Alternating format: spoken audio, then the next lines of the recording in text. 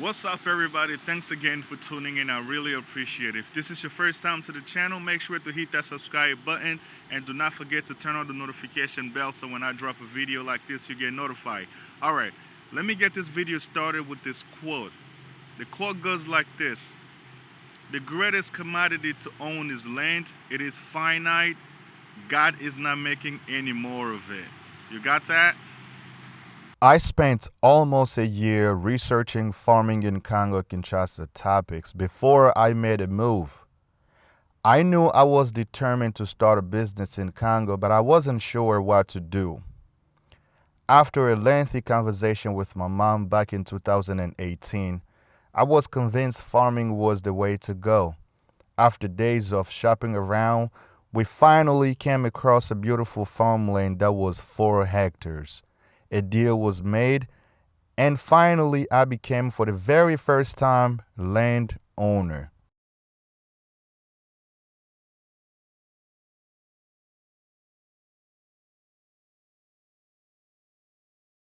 Keep in mind I was in the US when the purchase took place back in 2018. 2 years later, I took a trip out in Kinshasa to go see it for myself. Now I got my Ethiopian airline tickets. Now it is time to catch an aircraft to Congo Kinshasa.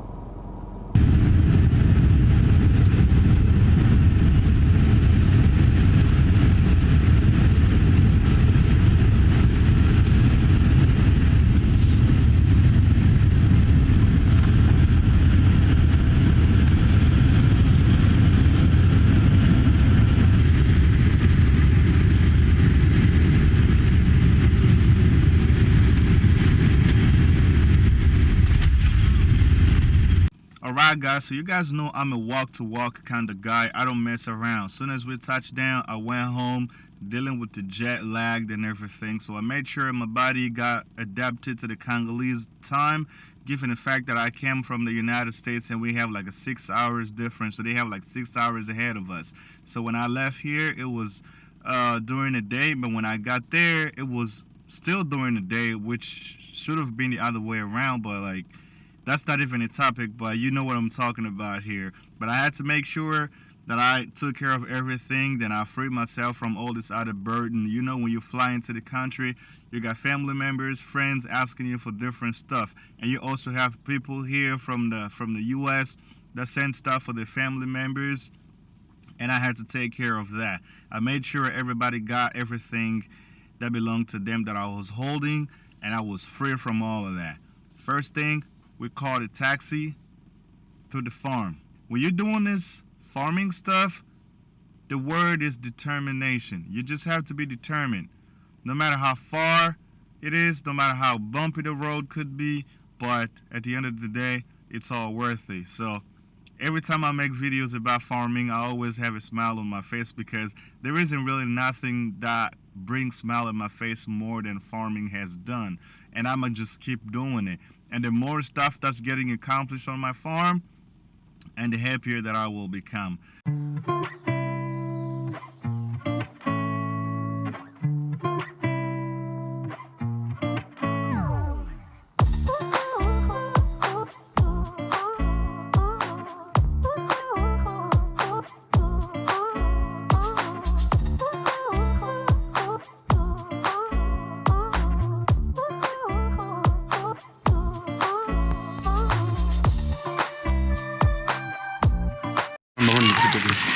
Ready for a ride to the farm. I gotta take you with me. Let's go.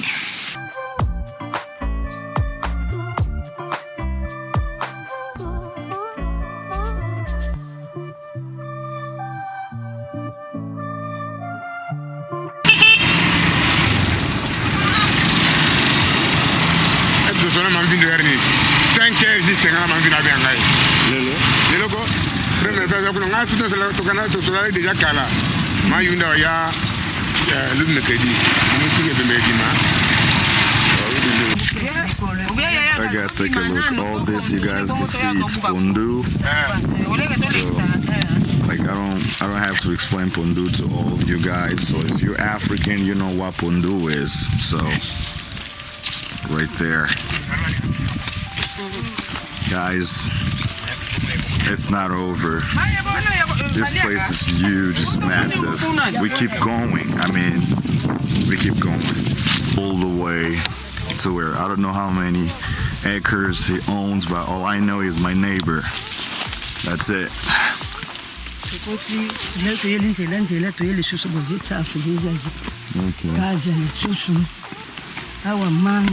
Nice.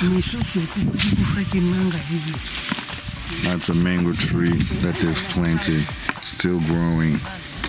So we got a lot of things, man. Look at this. I mean, this is all empty. Nothing hasn't been done yet on this side of the farm. So I'm going to really put a lot of work to this because I believe in farming. Feeding the population is one business that, you know, we should be more involved in. The population of Kinshasa cannot go hungry while we have all these empty lands. Nobody is not even exploiting it. So this is gorgeous, guys. How beautiful that is. Now, after my first visit, I realized how big the land is. Now, there is no way going back from it, all right? So now I had to figure out how to keep the farm running. At this point, I started feeling pressured. Nobody has pushed me to do anything yet, but after that very first visit, I realized how much responsibility that I had in front of me, but I had to take actions. So now, there was barely anything on the farm, as if 4 hectares wasn't enough. Throughout the same year, some guy owned 2 hectares and he was selling it because his child has passed away and he didn't really have the funds to organize the funeral and everything. So he put his land up to sale. My guy reached out to me. He's like, hey, if you want, there is a piece of land right next to you. You can just annex it right then and there. It's going for twice as less as what it's worth because the guy needs money like ASAP. I was like, all right, I can't miss out on this opportunity. Guess what I did? We went to my mom's house, settled with the paperwork, signatures on the papers, period. I got the land. Now I ended up with 6 hectares, but I still had to do something with it. Since you have to start somewhere, as always, I had to get a tractor in there and plant cassava. So I started growing cassava from there, and from that point, I had to figure out other means to keep the farm running. And that's when everything has started.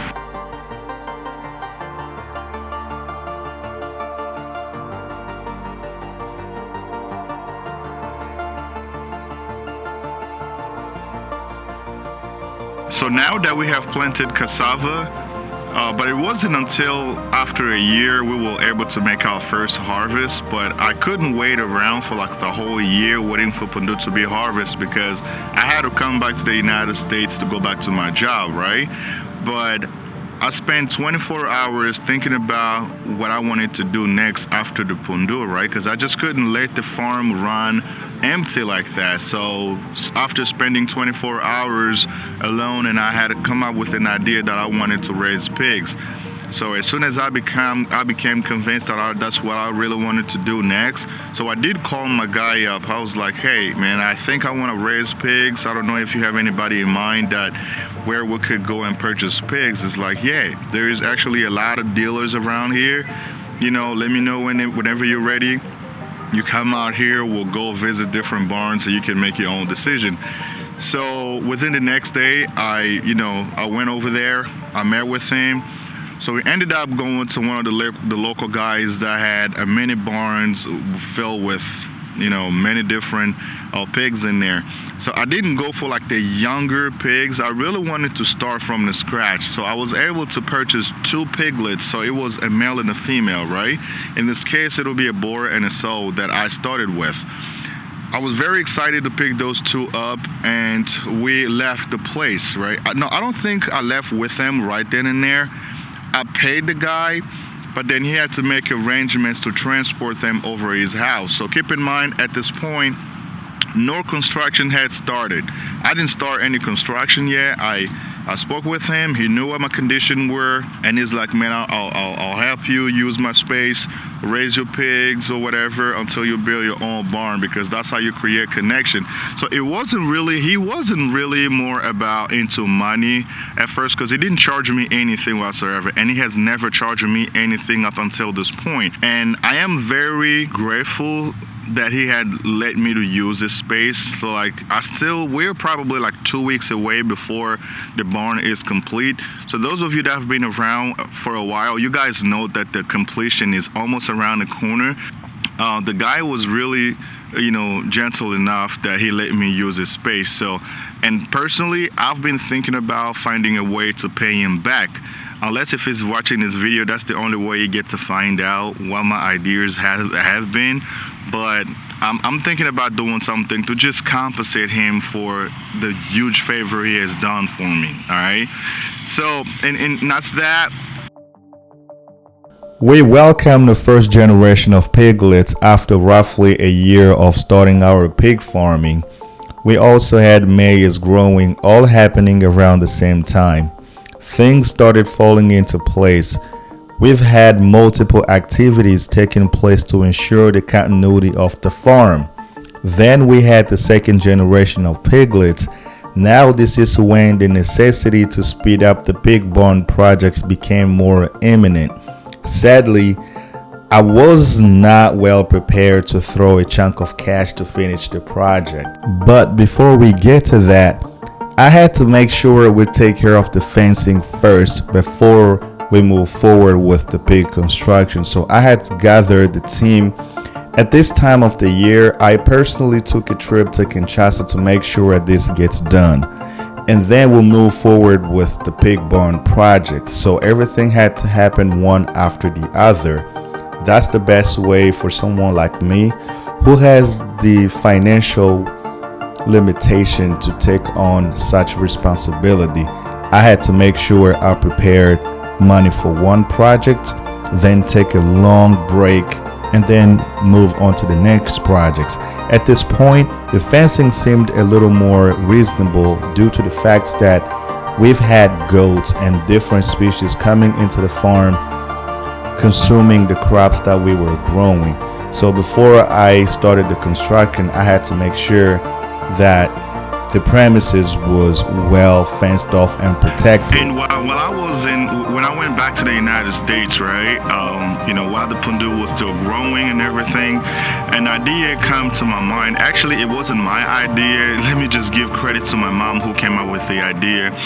It was like, all right, this is the season where you could either grow sweet potatoes or, it's up to you. And I calculated the expenses. It wasn't really that much money, so I ended up using about 2.5 acres to grow sweet potatoes. So for those of you that are Congolese, sweet potatoes is it's grown like underneath the soil, but the top you get the leaves that we consume. Also, we call matembele. So while it was happening like that, right?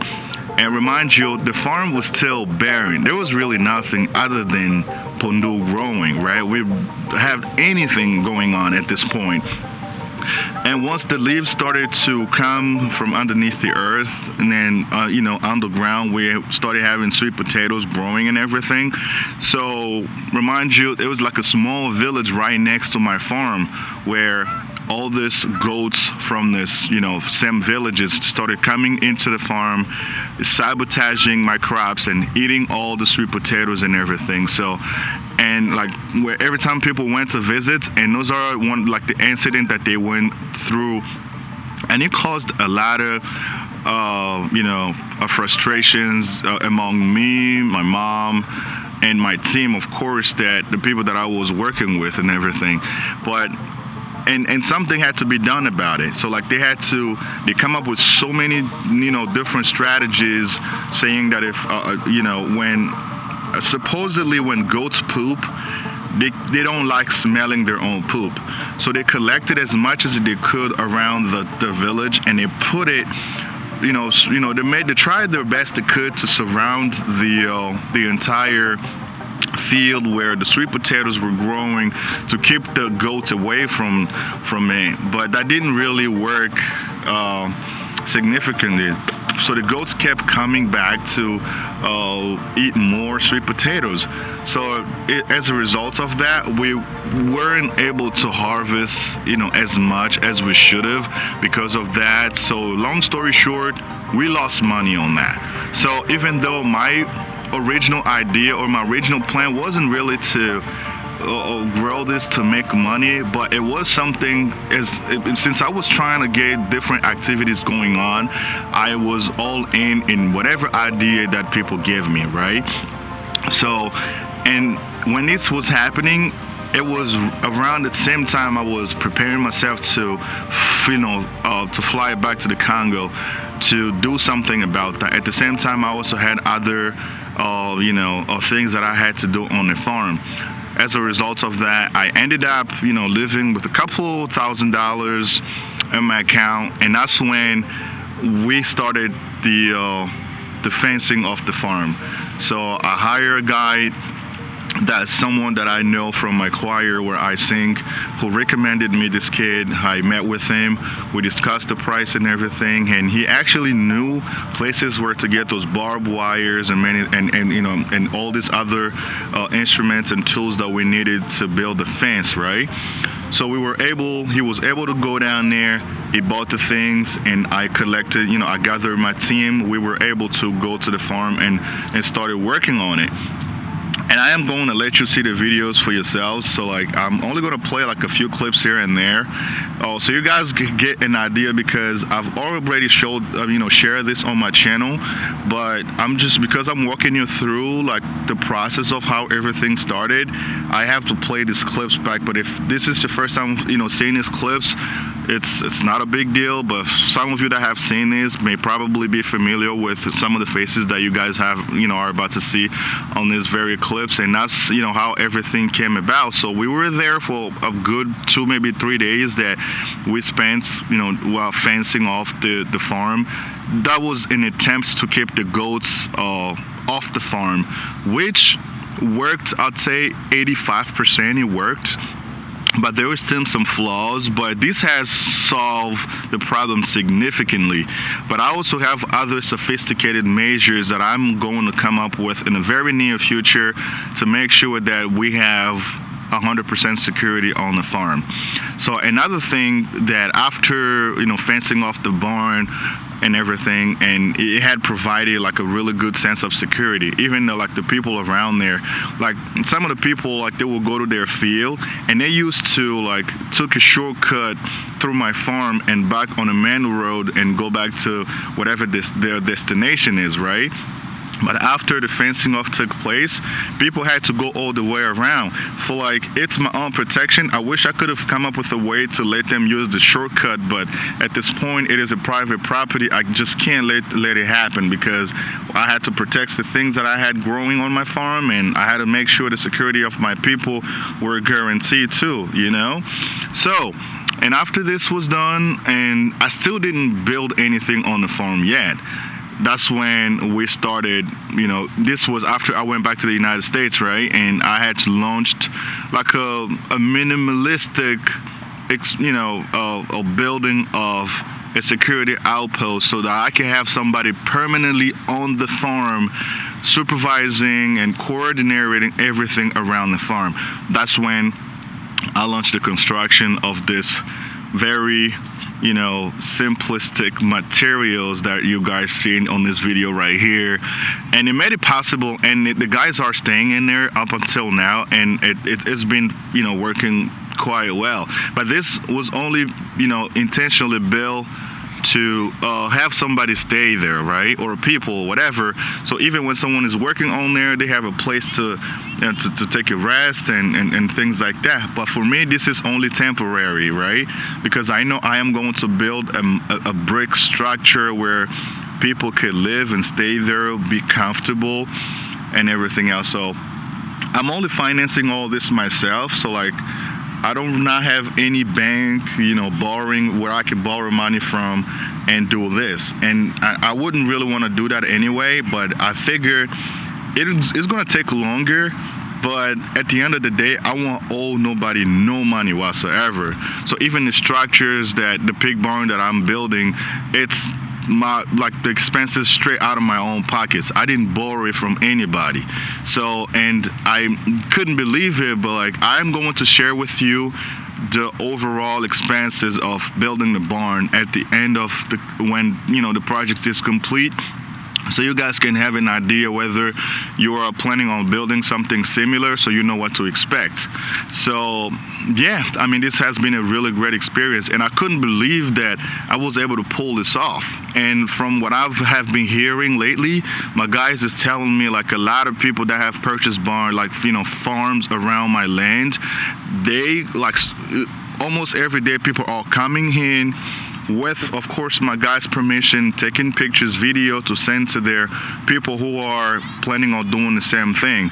It got to a point where like people started even pulling their cars into my farm, taking pictures and video and everything. And my guys like, look, you guys got to stay away from the farm because the owner, if he finds it out, is going to be pissed. So I personally do not have an issue with that, as long as you're not, intending on doing anything malicious onto the farm or on the people that are running the farm for me, okay?